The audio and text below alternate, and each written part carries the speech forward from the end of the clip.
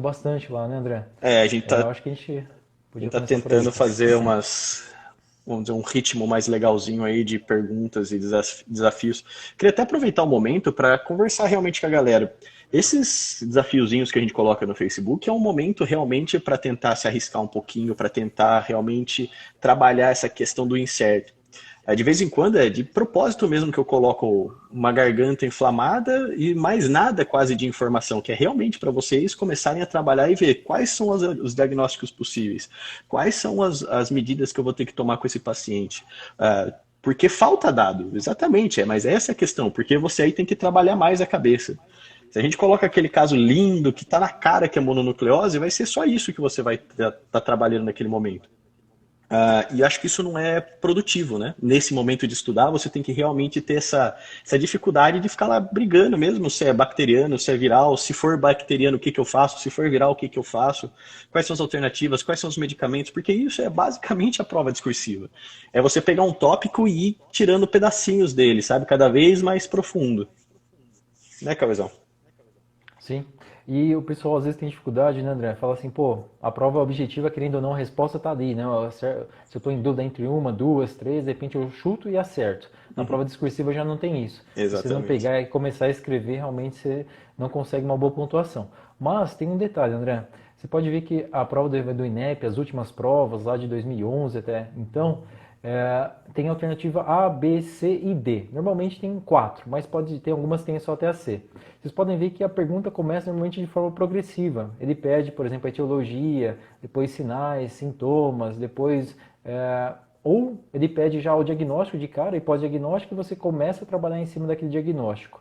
Então, querendo ou não, mesmo não tendo a resposta ali na questão discursiva, as perguntas elas seguem um raciocínio, não são aleatórias, né, André? Exatamente.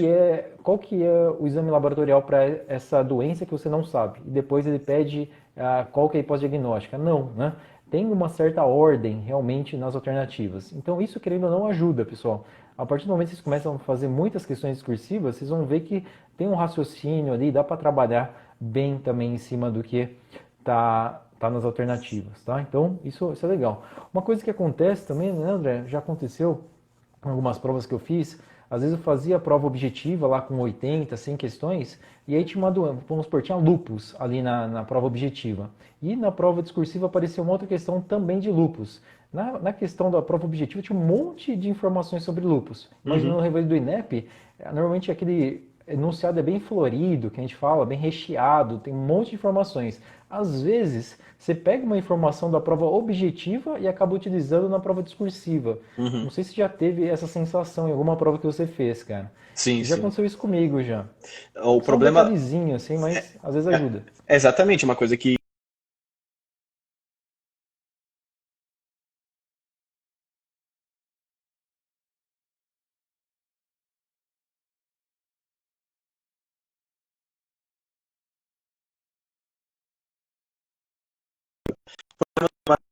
são duas fases separadas, né? De manhã você vai estar fazendo uma prova, de tarde você vai estar fazendo outra. Você não vai conseguir ir lá atrás na prova para dar uma lidazinha.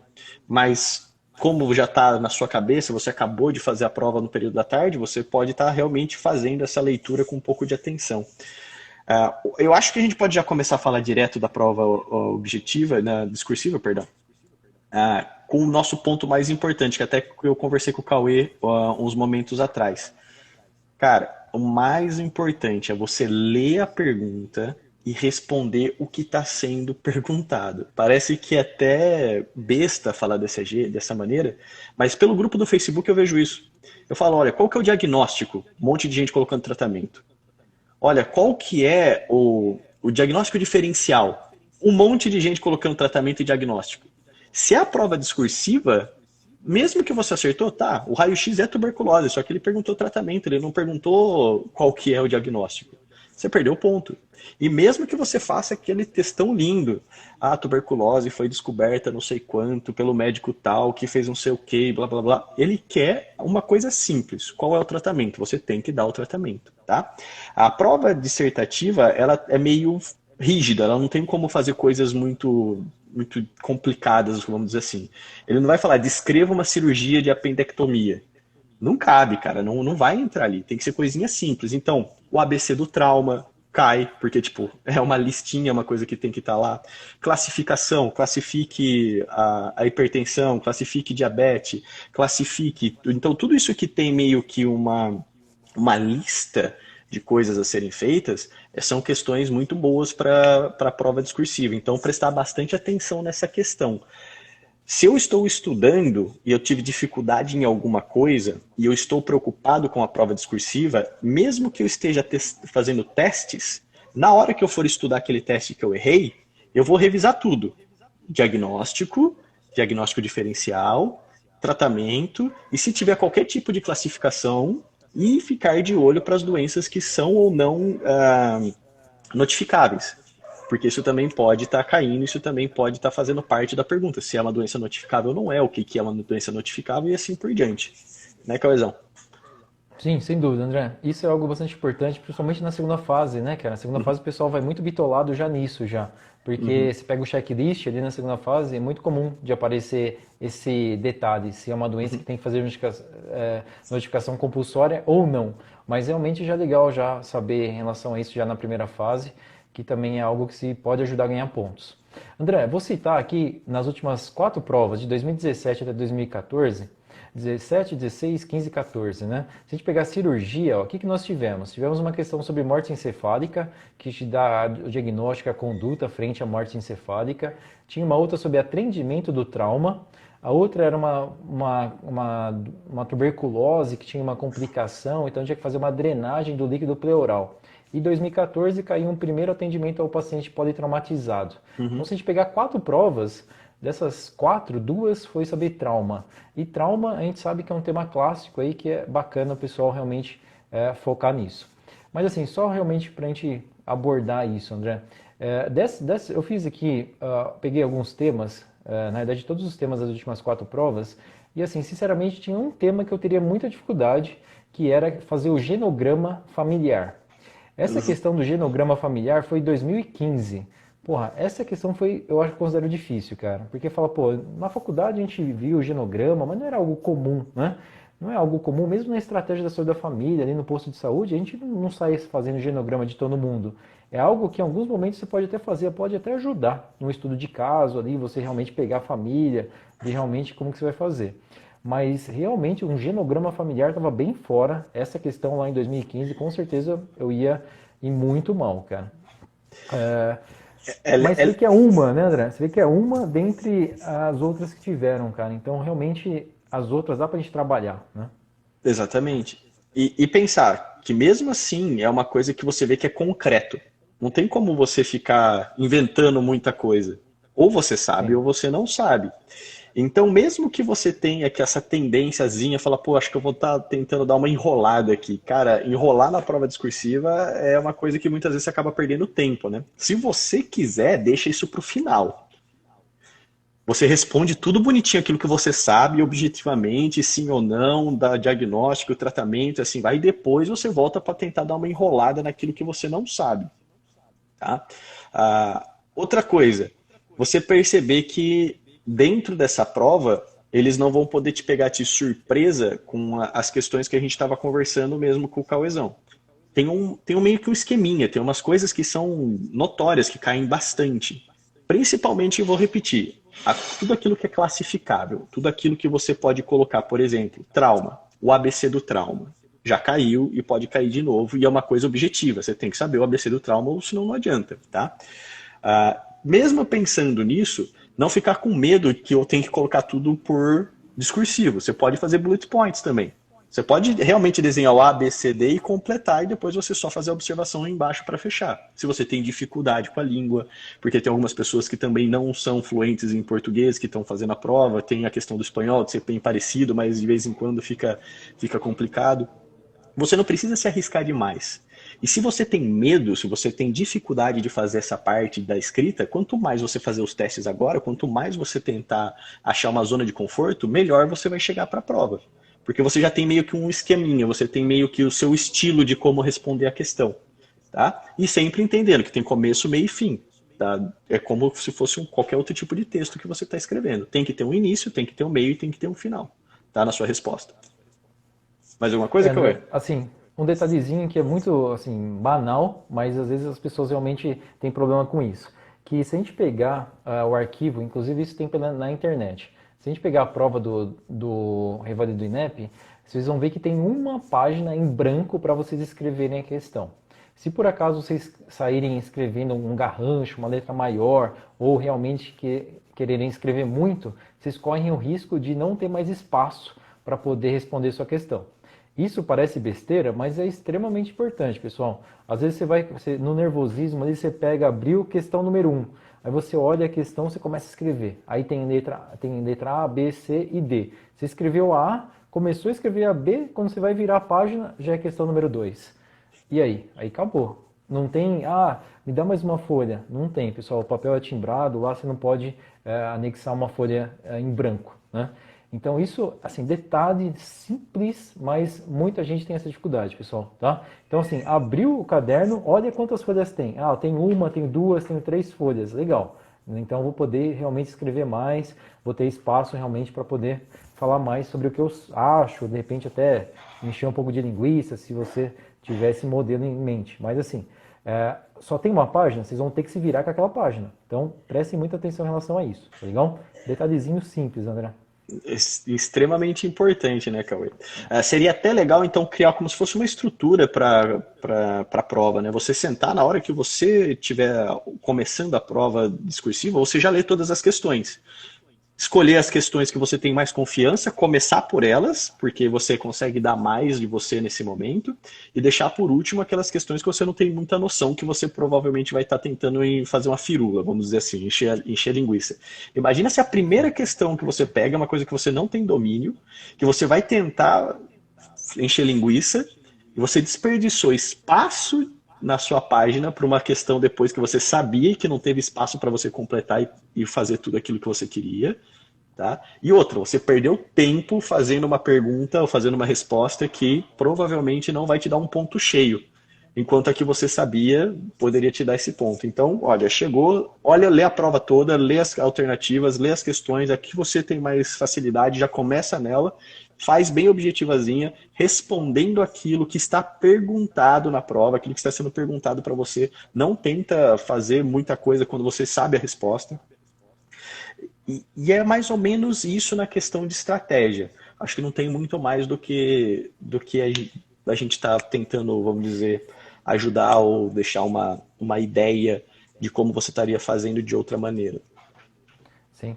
André, lembrando que na internet isso está livre, pessoal. Basta colocar no Google lá, prova revalida. Vai aparecer lá para vocês. Aí vocês entram lá em prova discursiva. Vai ter o padrão de resposta. Vocês vão ver que o padrão de resposta realmente é bem enxuto. Não Uhum. tem 4, 5 linhas. São coisas bem objetivas, tá? Então, se vocês puderem já desde então, desde esse momento para a preparação para a prova, lembrando que a gente tem aproximadamente.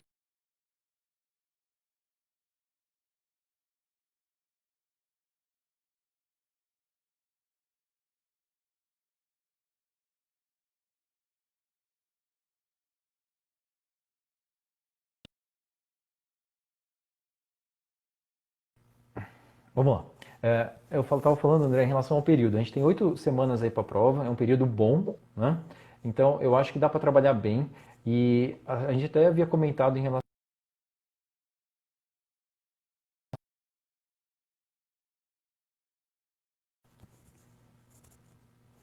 Vai, Cauizão. Ah, beleza.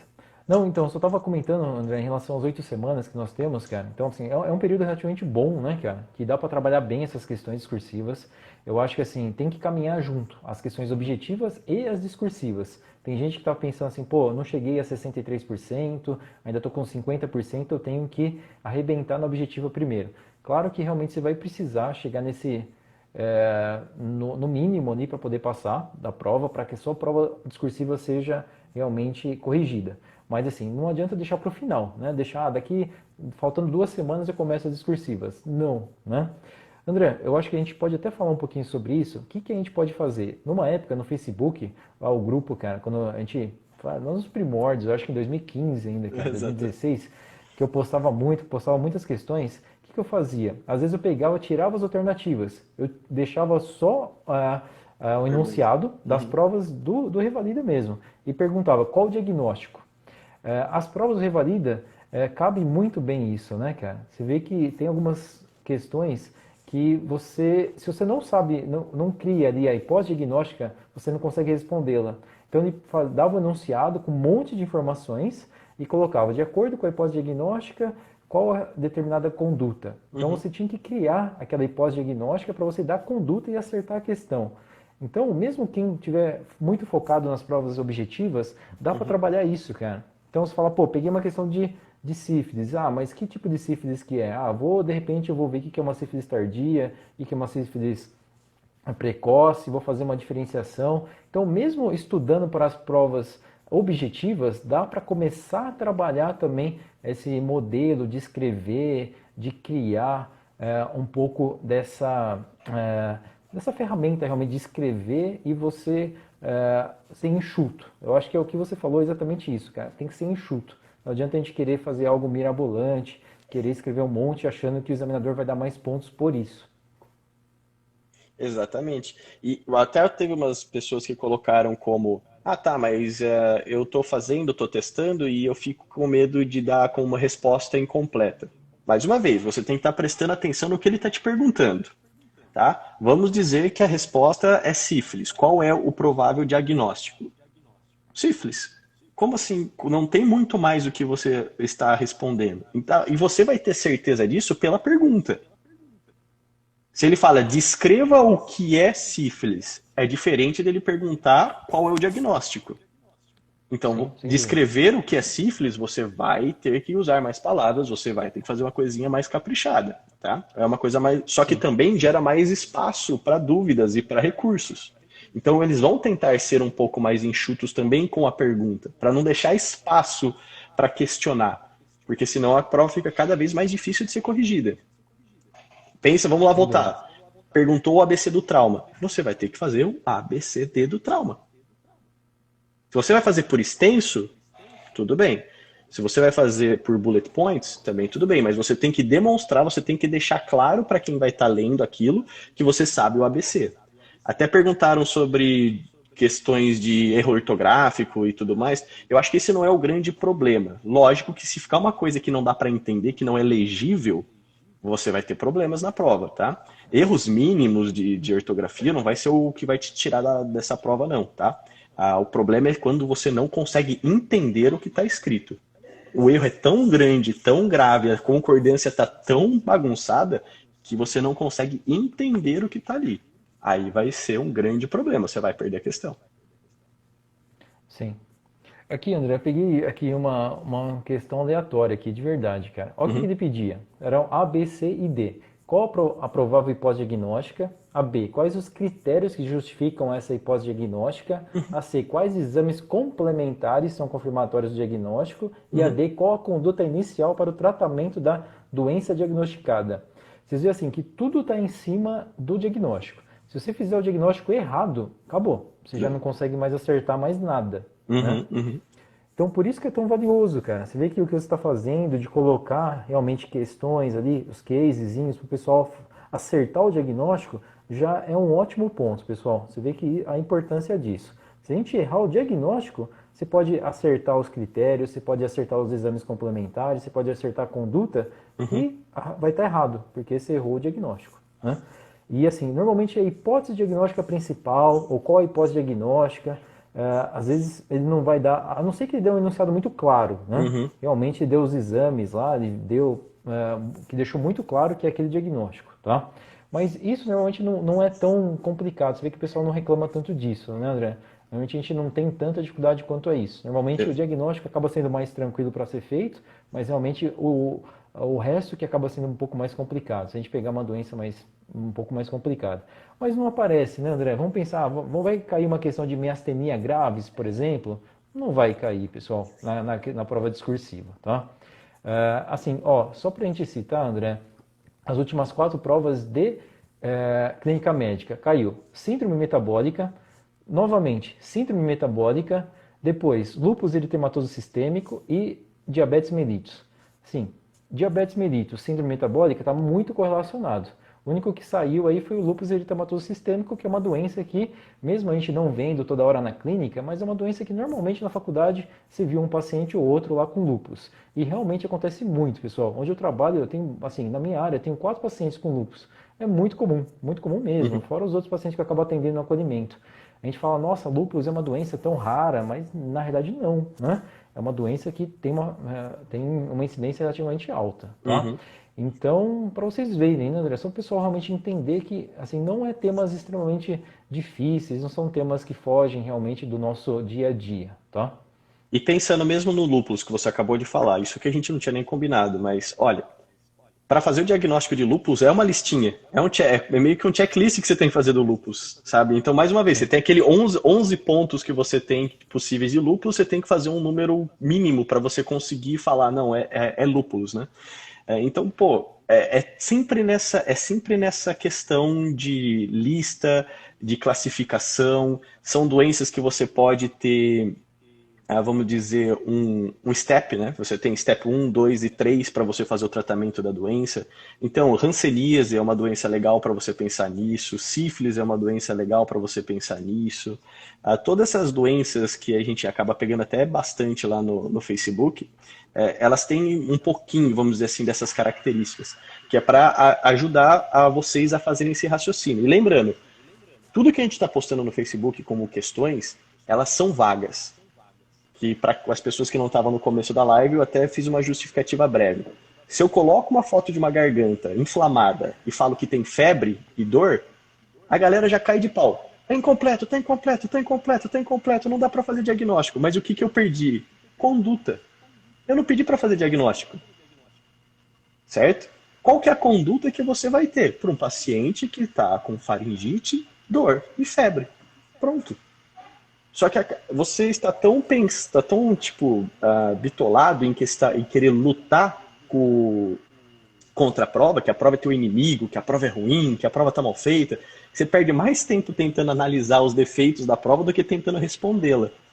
Então isso é legal também deixar bem claro para todo mundo, cara. Foca nisso. Sim. Pega o grupo, tem um monte de casos lá para você discutir. Quando você tem, um exemplo, eu coloquei quais são todas as características analisadas no Minimental lá do grupo. Não tem um comentário, cara. Não tem um comentário. Os outros têm tipo 100, 120. Isso já mostra que, cara, psiquiatria é uma coisa que todo mundo tem um pouco de dificuldade. Olha com carinho.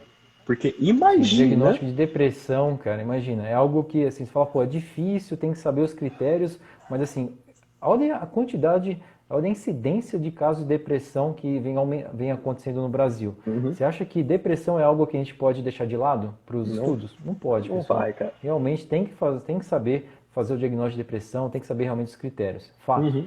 Né? E muitas pessoas realmente não sabem, mas, assim, tem que estudar isso daí, é importante, pessoal. André, Minimental e rapidinho. Glasgow são outras coisas que dá para fazer score. Shads dá Sim. para fazer score. Tudo isso que dá para É, fazer score é legal ficar dar uma olhada. sim. André, a Ana colocou que nem todas as questões são muito objetivas.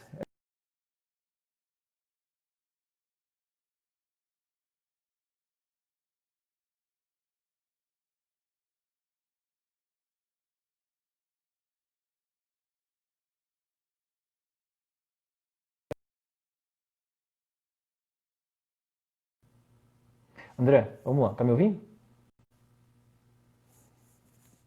Tá me ouvindo? Opa, voltou. Tá me ouvindo? Tranquilo? Tô te ouvindo, cara. Tá um pouco longe.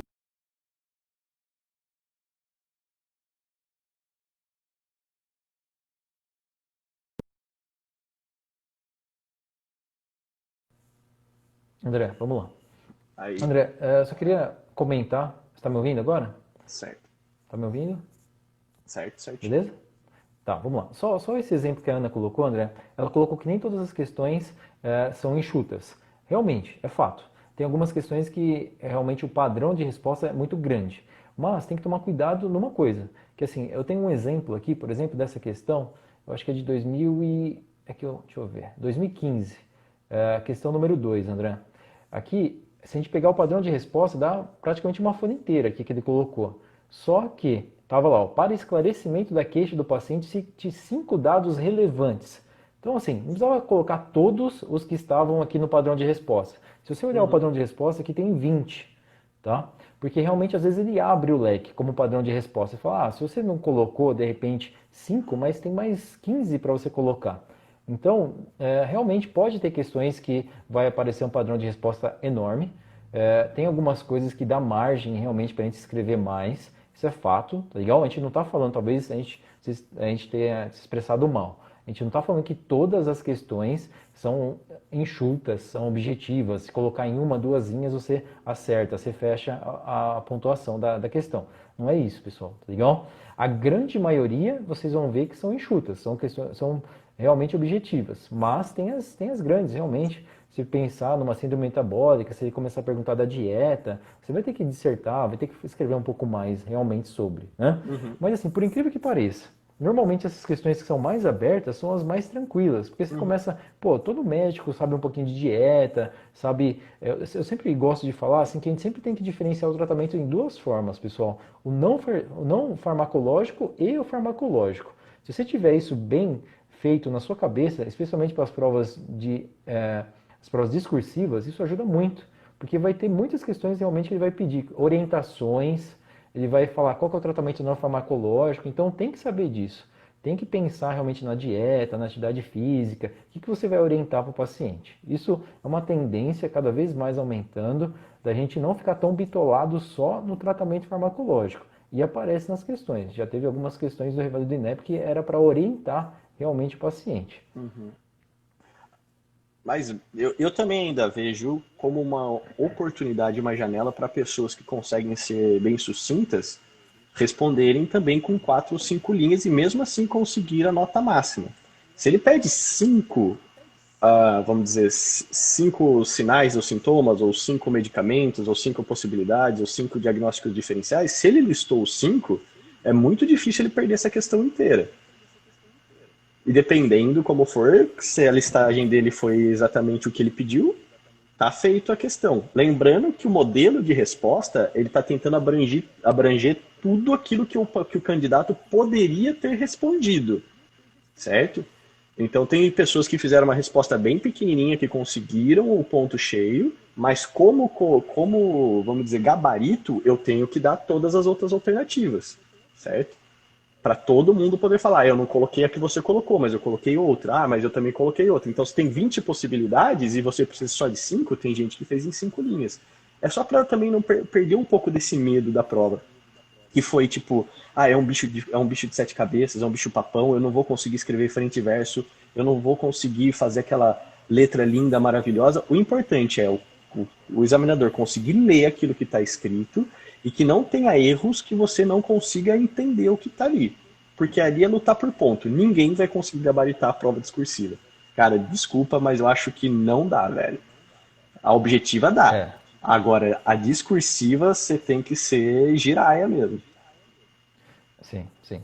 Por isso que é tão importante trabalhar bem, né, cara? Essa preparação para a prova. Realmente não tem quem gabarita. Eu acho que até agora, se pensando em todas as edições que tiveram, não teve ninguém que gabaritou. E eu acho difícil que realmente em algum momento alguém vai gabaritar.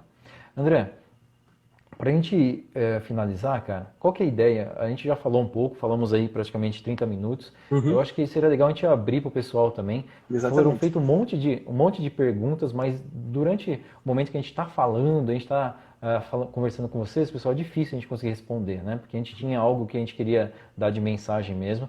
Vamos deixar agora aberto para vocês. Se a gente não respondeu, perguntem novamente, tá legal? Porque aí agora a gente está focado nas perguntas de vocês. Acho complicado. Tem alguma? Cara, Alguma só que ficou aí, André, que você tenha visto? ninguém no gabarito, prova discursiva, pressão. Mas cara, era só para, vamos dizer, fechar o pensamento que a gente fez até agora, e é repetindo realmente para vocês entenderem a importância disso. Lê a prova antes de começar a responder. Você começar pelo ponto onde você tem mais facilidade, você sabe a resposta, você está confortável com aquela resposta, e responder exatamente aquilo que está sendo perguntado. Se pergunta diagnóstico, você coloca diagnóstico e acabou, tá? Esse acho que seria o intuito que a gente fez desses 30 minutos até agora, tá? Em questão de prova preventiva, Cara, preventiva é uma área gigantesca, né? Vamos dizer, síndrome metabólica, dá para você pensar como até sim, é uma questão de preventiva, né? Se você está orientando, se você está conversando com o paciente, se você está realmente usando a ideia de não tratar, mas sim de prevenir doença, conta como preventiva e não é tão tipo impossível assim de responder. Acho que não é tão difícil, na verdade, que preventiva na prova acaba sendo eles pegando as coisas mais O que nós levinhas. tivemos, André, acho que é legal, a gente pode comentar isso. A gente teve lá em 2017 uma questão de ESF. Uhum. Cara, a estratégia da saúde da família tá, assim, não cai, né? Eu falo que, tipo, jorra, cara, tá jorrando questões de estratégia. Caiu bastante. E caiu na discursiva. E caiu na prova prática também. Eu lembro que a gente já estava já na estratégia, então para mim foi maravilhoso, cara. Quando caiu essa questão, se bem que caiu em 2017, eu não peguei essa prova, mas na prova prática caiu um case lá de estratégia. Eu falei, nossa, é agora, cara. Agora Jantou. vou fechar essa estação. Assim, não fechei, cara. Gostaria de ter fechado, mas não consegui fechar. Mas foi bacana. Então, 2017, estratégia da saúde da família. 2016, revisão de saúde, um check-up. O paciente chegava lá, pô, doutor, faz 10 anos que eu não venho no médico, preciso fazer um monte de exame. Eu não lembro exatamente, pessoal, mas mais ou menos esse contexto, tá legal? Então, é um check-up. Pô, tranquilo. Algo que a gente realmente tem que... No SUS, a gente bate muito nisso. E a gente tem muito paciente exatamente nisso. A mídia é muito... tem que fazer check-up uma vez a cada 6 meses, uma vez por ano. E assim, o SUS não comporta isso, né, pessoal? Imagina 200 milhões de pessoas indo no médico querendo fazer check-up. Não dá. Na prova prática também, lembra, André? Em 2016 caiu uma questão que era assim também. Paciente com dor de cabeça, doutor, preciso fazer uma tomografia. Essa eu, Mas você fe... tem indicação? Essa eu Tem fechei. indicação para fazer? Imagina, cara. Então, assim, tem muito disso, pessoal, de ser trabalhado os problemas da saúde pública, de aparecerem realmente no Revalida do INEP, tá legal? E eu acredito que não vai fugir disso, a tendência é que realmente isso continue, tá? Então, Certo. 2016, revisão de saúde. 2015, era estratégia também, mas aí cobrar o genograma familiar, que era uma questão que, sem dúvida, eu considero uma questão difícil. Se eu olhasse essa questão, eu falo assim, na verdade, o genograma, eu estava até olhando ela aqui, André, o genograma já estava pronto. Você tinha que trabalhar em cima dele, cara. Tinha que Deixa eu perdi analisar. aqui, pessoal. É que o genograma é muito importante para a questão de vínculo familiar, né, cara? Para quem faz acolhimento de saúde mental, se você for escrever que ela brigou com a tia, que brigou com a avó, que é mãe de não sei quem, você perde um ano, cara. É, No genograma, nesta parte de saúde mental, é um filezinho, cara. Porque fica uma coisinha desse tamanho, sim. você bate o olho, você sabe se brigou com a avó, quem que é não sei o quê, quem Coisa que é linda. esquizofrênico na família, e Sim. vai. Calmezão, Na verdade, perguntaram. André, ó, um minuto, desculpa, só para mim fazer uma correção. No genograma não tava, tá? A alternativa A falou assim, ó, faça o genograma dessa família. Então já começava aí já. O errinho Geralmente já começava acolhimento aí. de saúde, saúde da família, Sim. saúde psicossocial, é sempre que eles vão para esse lado. Estão perguntando bastante se deixa em branco ou enche linguiça. Cara, jamais deixarás em branco, cara. Sim. Ali você põe uma Regra número oração, um, cara. você escreve uma oração se for o caso, mas você não deixa em branco.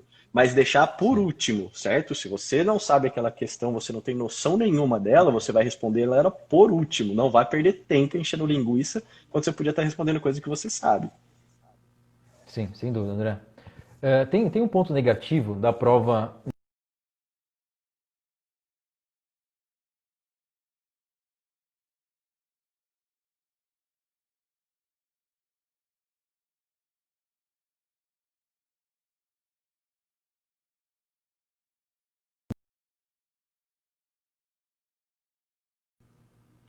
André, tá me ouvindo? Demorou um tempinho para conectar meu microfone, mas Beleza, pode ir. beleza. André, então eu queria colocar um detalhe aí, pessoal. Tem um ponto negativo realmente dessa primeira fase, ter esses dois cortes, isso é fato. Realmente a prova talvez tenha ficado realmente. Tá.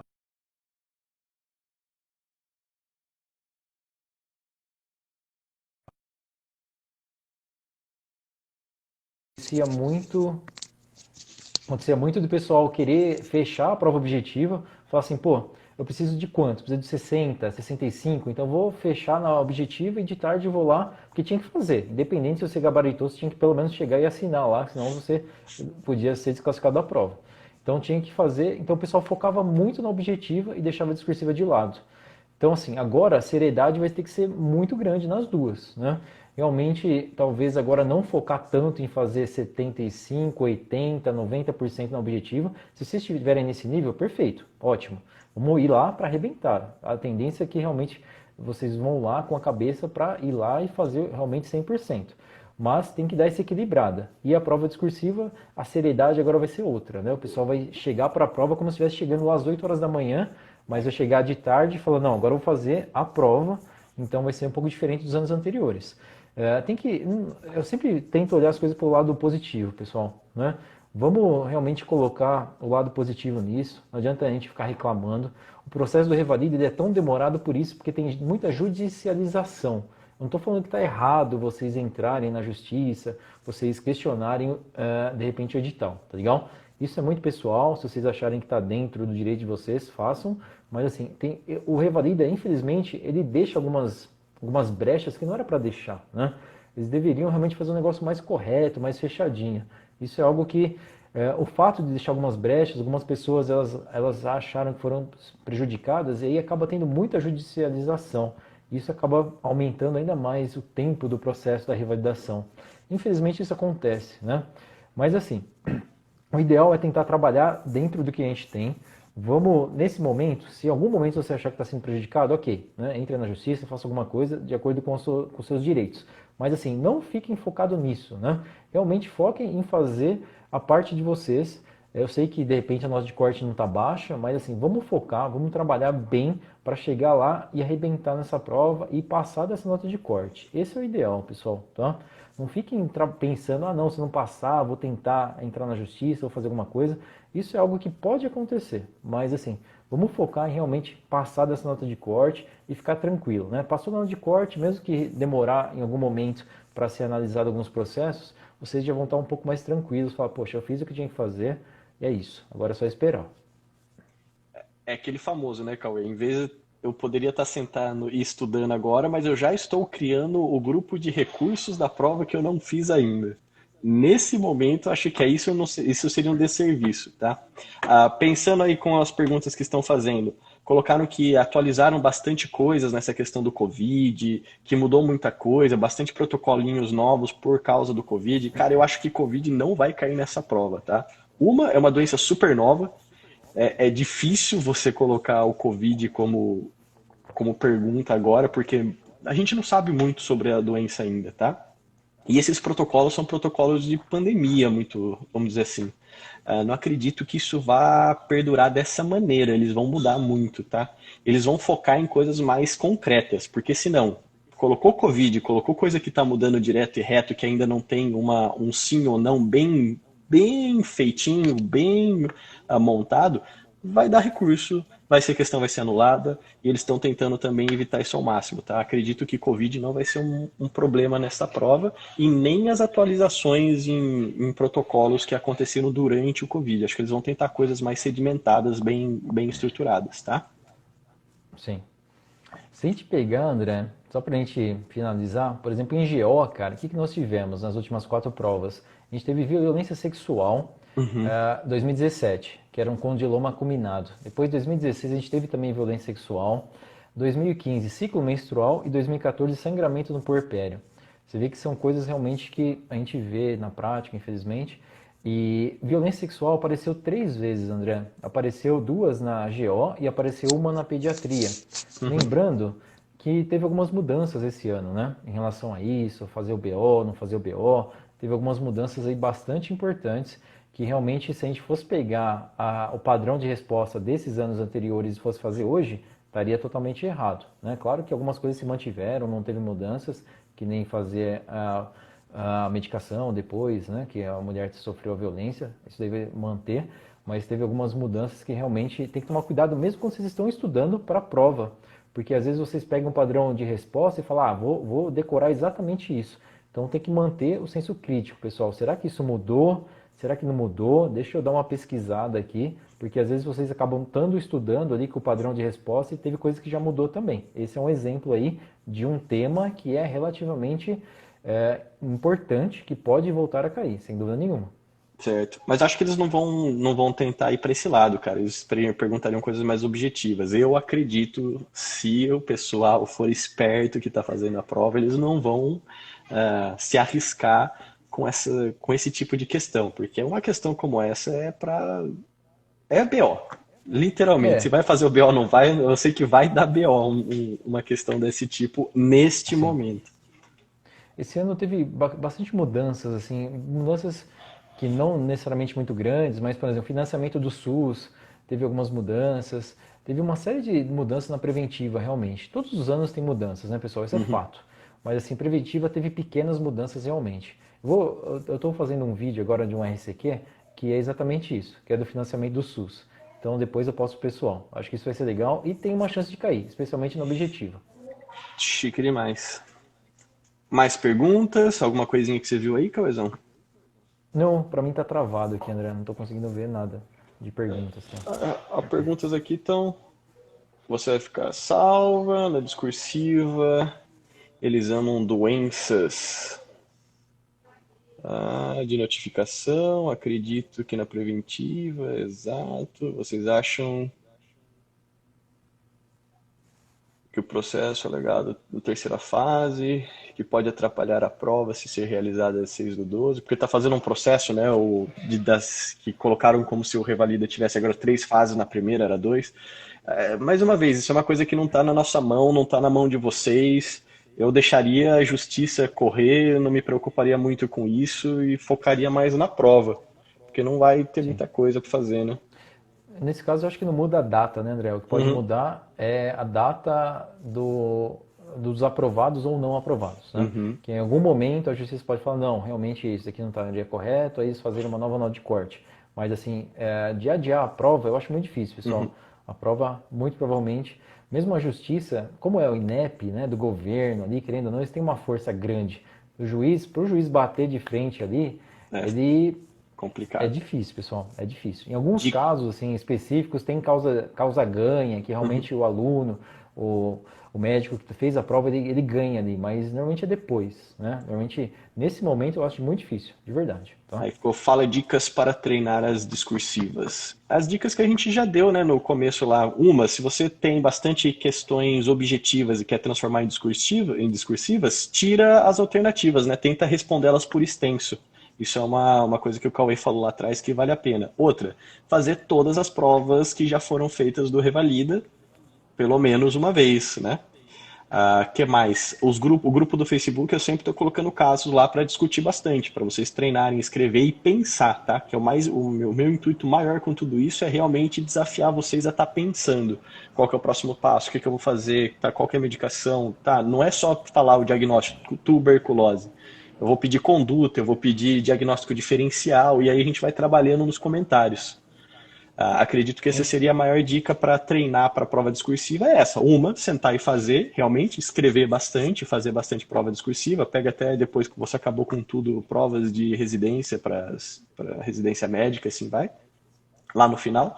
Ou se não, pegar realmente, como o Cauê falou, pega as objetivas e tira as alternativas e senta a caneta nelas.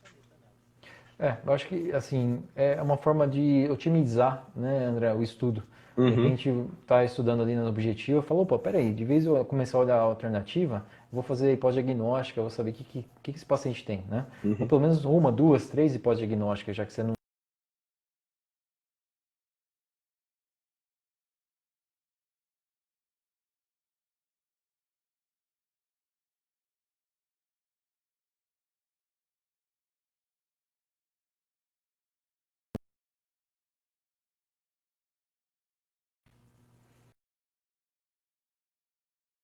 O pessoal que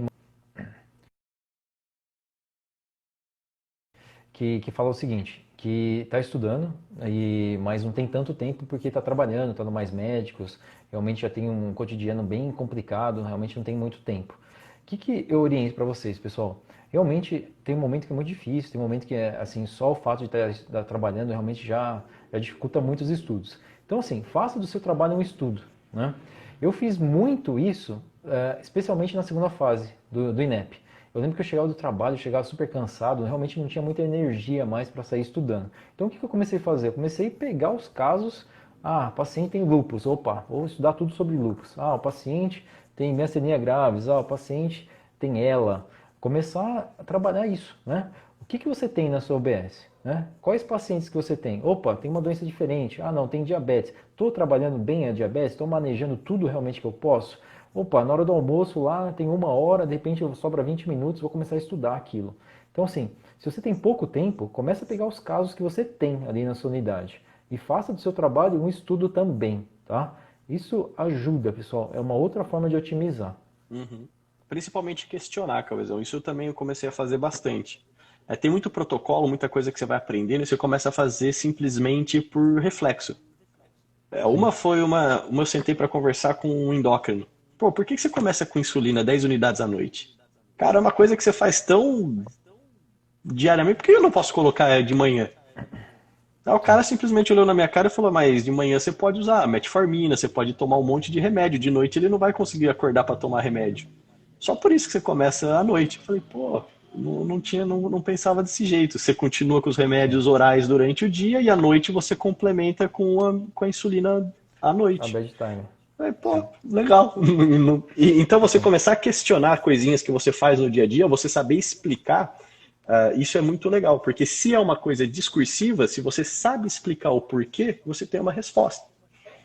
Perfeito. É isso, André, porque realmente tem muito disso. Às vezes a gente faz as coisas no mecânico, a gente deixa tudo, na verdade, no automático, e a gente acaba realmente não pensando sobre aquilo, e você, quando você não pensa para fazer, você vai ter mais dificuldade para escrever, realmente. Tem Exatamente. muita coisa que você acaba não questionando, exatamente o que você falou, cara. O fato de não questionar, você acaba não tendo esse hábito. Às vezes, se você não questiona, você sabe aquilo. Na hora da prova você pode até acertar, beleza, você sabia.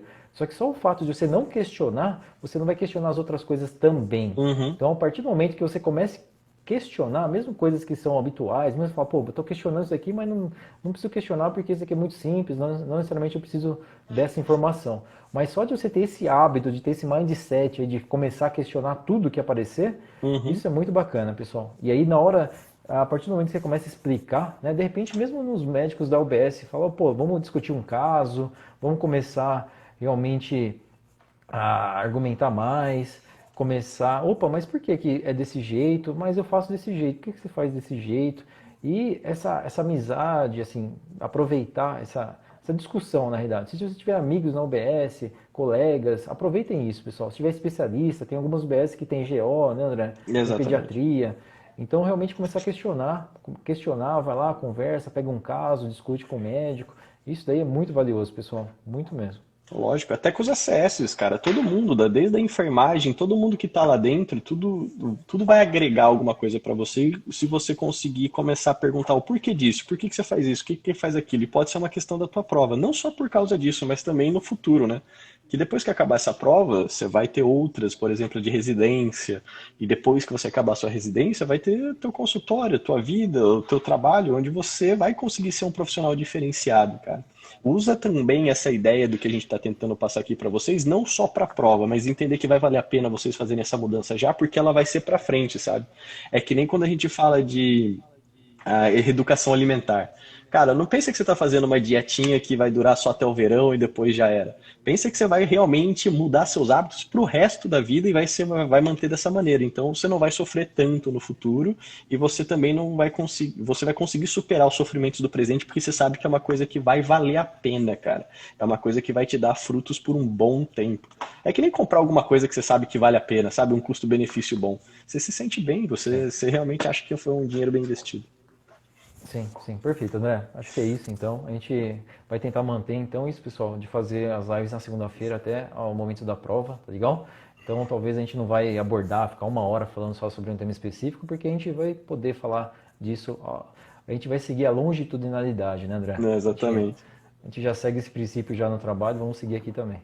E dá espaço para vocês poderem estar perguntando e interagindo entre vocês e com a gente também. Porque senão fica uma coisa muito engessada, fica aquela coisa muito, sabe, parece uma aula, mas a gente vem aqui, tem que fazer isso, bababá, bababá, bababá, bababá, e Sim. acaba tendo É, essa não, coisa não é muito isso, né? unilateral, né? A ideia é realmente vocês pensarem e começarem a questionar o modelo e fazerem o que realmente é melhor para vocês. Fala, pô, André, que você usou para a prova? Ah, vou usar exatamente o mesmo porque você passou, eu vou passar. Não necessariamente, né?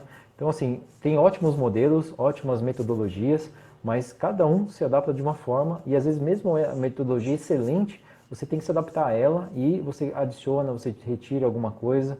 Então, por isso que esse senso crítico é extremamente importante, né? E a semana toda vai ter ainda casos lá para a gente estar discutindo no Facebook, para vocês também poderem estar adicionando uma coisinha, um desafio a mais ali, pelo menos. É difícil, tem hora que você não está muito motivado, mas você vê pelo menos um post lá, você fala, tá, vou tentar pelo menos responder esse, e você não se sente tão mal no dia. Fala, pô, pelo menos uma coisinha eu fiz hoje. Nem, vamos dizer, se é pouca coisa, são quantos dias que você falou, Cauê? São 8 semanas que a gente tem? Temos aí 8 semanas para a prova, cara. Exatamente. Então, 8 vezes 7 aí já ser bastante caso. Pelo menos, vamos dizer, quem é um aprendimento meio passivo. A gente vai entregar, vocês vão lá, ler bastante os comentários, que é uma parte mais interessante, tá? Tá sempre na página do Facebook. No Instagram não é muito legal, porque no Instagram não tem como ter esse estilo de fórum. No Facebook a gente consegue deixar os comentários, as fotinhos, tudo bonitinho, tá? Até tem, né, André? A gente tá meio velho, cara. O Instagram tem uma porrada de ferramenta, cara. É que a gente ainda. É Sei que, lá, assim, é querendo ou que não, pessoal, exige tempo, querendo ou não, a gente tem que aprender algumas coisas e a gente acaba colocando no Face, que acaba sendo mais fácil. O Insta dá pra fazer muita coisa, cara, mas tem que interagir mais com ele. Devagarzinho a gente vai melhorando. O Facebook estão perguntando não é do MyCRM, o Facebook é do MedZD mesmo. Você vai lá no Facebook, escreve Revalida, tem um grupo do MedZD.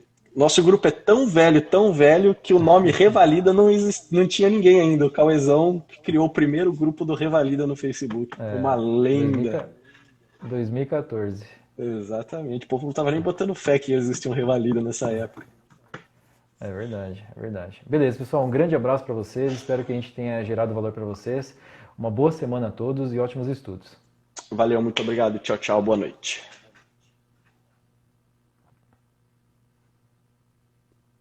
Vamos lá. Fechou tudo.